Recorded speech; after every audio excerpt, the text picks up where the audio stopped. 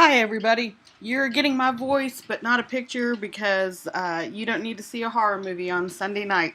Or I'm sorry, it's Monday, isn't it?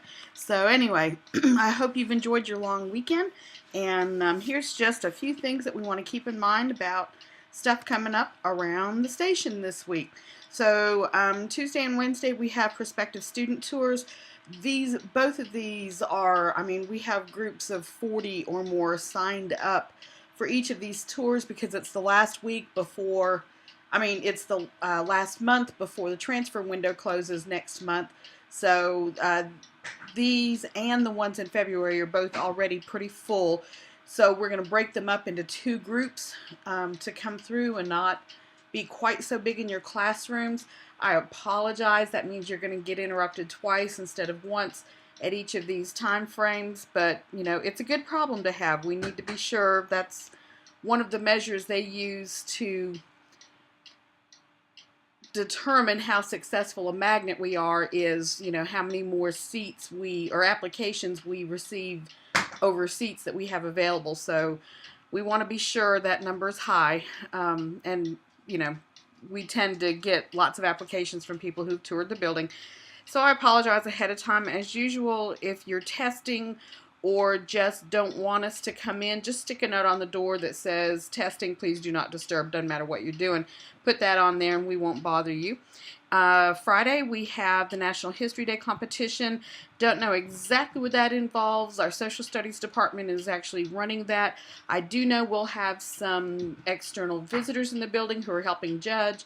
We'll have some students being called out for the judging that will take place somewhere in the building, and don't have that scheduled just yet, but just be aware that it'll happen, and they shouldn't be out all day for this. And it is occurring on campus, so nobody's going anywhere. It's just going to be a little change in the normal schedule going on. No early release schedule this Wednesday, so we're on a normal bell schedule all week long. If you're in Algebra 1, English 10, or Biology, don't forget that we want to deliver our Discovery Ed benchmark test this week, beginning tomorrow. Tim sent you earlier this weekend a reminder on directions on how to do this. And, please, as we go through this, the system is trying to decide whether to continue this investment or not. It's one of those things that I think if we weren't worried about doing it according to the system's directions and could use the things that Tim can show us that we can use, the information would be more useful. But it's definitely something I'd like to get your opinions on. So if you've got strong thoughts one way or another about the Discovery Ed benchmarks, and what uses you see for them, please shoot those my way. And then thank you for giving me all your dream schedule information. I have those. And keep in mind that our schedule is actually driven by student requests. When you look at the process used to develop the master schedule, we get that information from you because it's certainly taken into consideration, but priority goes to student requests, and then your requests are actually second. So we do our very best to grant the things that you wish that you had, but we don't live in a perfect world, and I know you understand that, and I just wanted to remind you of that requesting it is for our information so we can consider it, and it's not a guarantee you're going to get what you ask for, but we do try to honor everything that we can. So the next step in helping us get to where we can develop a written in stone master schedule is that now we need to generate the student requests. So we are preparing a course catalog that Tim has. Actually, it's an iBook, and it will be pushed out to students through self-service in a couple weeks. And the first step in preparing those is to go back and look at the course descriptions for the courses that you teach or the ones in your department. And by this Friday, the 24th, we need you to send edits, additions, deletions, corrections, or new entries to Tim to incorporate into this new book. And if you don't have access to it, I'll ask Tim to send it out to faculty so you can download it to see the current one. And then also, this is another step, we didn't do this last year, but we want to take advantage of the full capability that the iBook format offers us. So we're challenging each department to come up with one or more video casts to include in your department section of the iBook. This could be a general overview of somebody in the department explaining this is the normal sequence of students through our department. It could be somebody explaining a new course that you're offering so students can make informed decisions. It could be anything, any message you want to get out there about what students should be thinking about in regards to requesting courses from your department. It's up to you to record them. If you need help producing the recordings, be sure and holler at Tim or Sebastian and they'll help you out. But we want to try to have these little video vignettes, and I mean little, these should be 2 to 3 minutes each max.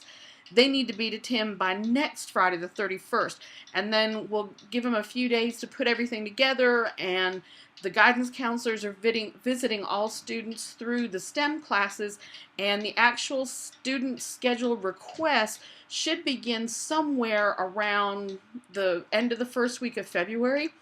The next step, just so you know, in that is we'll create the course catalog. You're going to get a roster by department of all the students.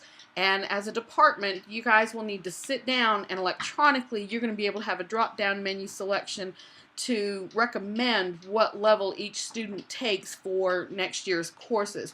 So that's a step. Students don't ever see that.